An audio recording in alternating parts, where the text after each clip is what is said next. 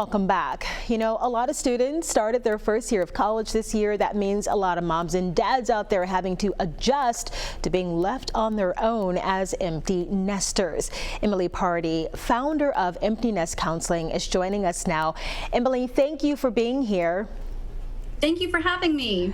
So you work with moms and dads to help them navigate life as empty nesters, you know, whether it's sending their student off for in-person learning or off to college.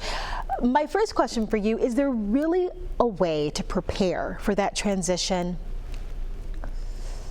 Well, you know, it's so interesting because this is a milestone that every parent faces, whether it is bringing your kid to college or finally just moving them out. Eventually, we hope the little birds fly, right? So the advantage is we don't have to wait for problems or stress or anxiety to determine for us when to seek help. We can see this on the horizon and make a game plan for self-care, for relational talks, upping our communication with our spouse, and even build a support network of friends surrounding us. Those are great prevention tools, and you mentioned stress, so I want to talk about some coping tools for that.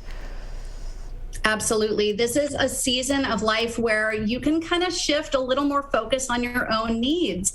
A lot of moms in particular need that encouragement and just a boost to know that this is not selfish, this is self-care. And I know that's kind of a buzzword right now, but really what that looks like is just tuning into your own interests, your own needs, and sometimes your own wants. And having friendships that help encourage that is a superb way to thrive through this season. And I imagine it's different if you're a single parent or if you're married. Single parents absolutely are warriors in their own, they're heroes in their own right. And this is a time where they really do need to lean on those friends who have their backs, that this is your community, this is your village, and this is your time to be able to do the things that you want to do and also continue to communicate with your child through this season. Those are all the do's that you're listing there. What about the don'ts? Because some parents joke and they say, well, we're just going to move with them. Exactly, right. Well, I don't think the kids would love that so much, right? They need to learn to be independent. And of course, we want that for them. It's just hard for us. The don't is really putting your own expectations on your kid. You need to let them kind of lead the way as far as how often are we going to communicate? What ways are we going to communicate? What works for you in between your busy schedule, and just staying open to what that looks like for them. And that will morph and change, and we have to be able to adapt.